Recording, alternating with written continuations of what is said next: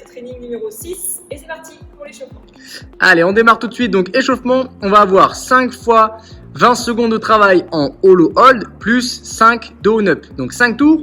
Premier tour, donc on va faire 20 secondes de hollow hold. Donc pieds serrés, jambes tendues, bras tendus. Je vais décoller mes épaules du sol, décoller mes pieds du sol, vérifier que mes fessiers soient bien serrés, mes abdos soient bien serrés et que je ne cambre pas. Si jamais vous cambrez, c'est-à-dire vous perdez le contact en bas du dos et que vous avez mal au dos, n'hésitez pas à fléchir les jambes pour faciliter cette position et tenir 20 secondes. Une fois que j'ai fait ça, je vais enchaîner sur 5 down up. Donc je vais me mettre debout.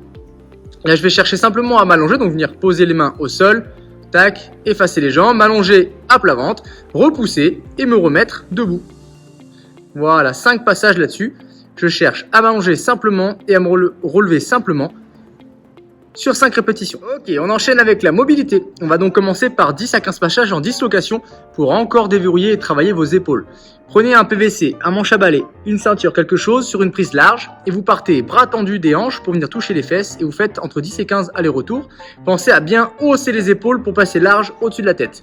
Une fois que ça c'est fait, on va pouvoir se mettre au sol, à genoux, et travailler les épaules avec l'exercice du shoulder floor. Donc c'est très simple, je vais m'asseoir sur mes deux talons, tac, position de la prière, donc les deux mains à côté des genoux.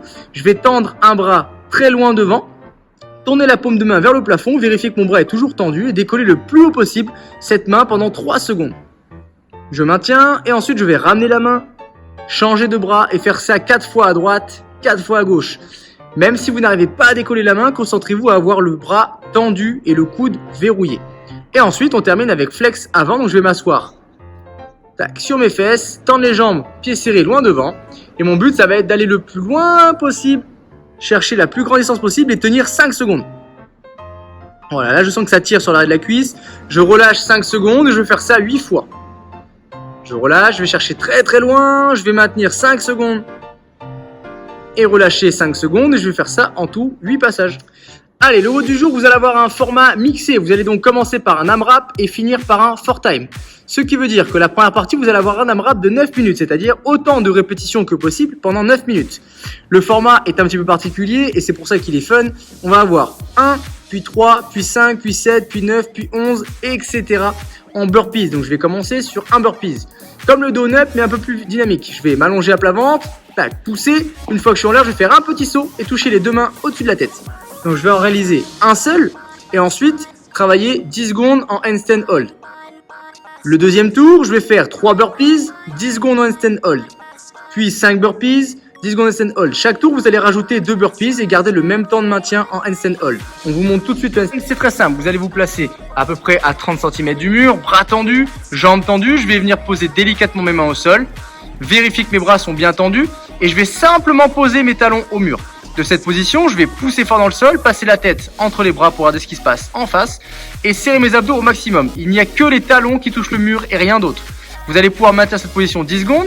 Si jamais c'est compliqué, si jamais le handstand hold est compliqué au mur, on va passer en pike hold. Donc je vais venir me placer les mains et les pieds assez proches, jambes tendues, bras tendus. Je vais pousser fort dans mes orteils et essayer de basculer le poids de corps vers l'avant. Voilà, pour mettre du poids sur mes épaules et tenir ça pendant 10 secondes. Une fois que ce premier AMRAP de 9 minutes sera terminé, vous allez avoir 3 minutes de pause. Donc là, le but sur les 9 premières minutes, c'est d'aller le plus loin possible. 3 minutes pour relâcher un petit peu les épaules, boire un coup, récupérer.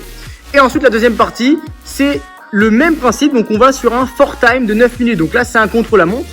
On va vouloir chercher à battre son score. C'est-à-dire que si je suis arrivé dans le tour où j'ai fait 11 burpees plus 10 secondes de maintien, je vais devoir réatteindre le même tour, donc faire le même score, mais plus vite qu'en 9 minutes. Je vais essayer de battre mon propre score.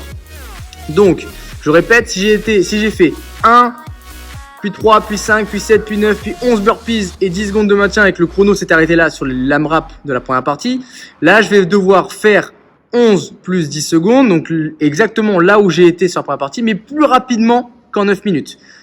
Et donc là, le score sera votre chrono.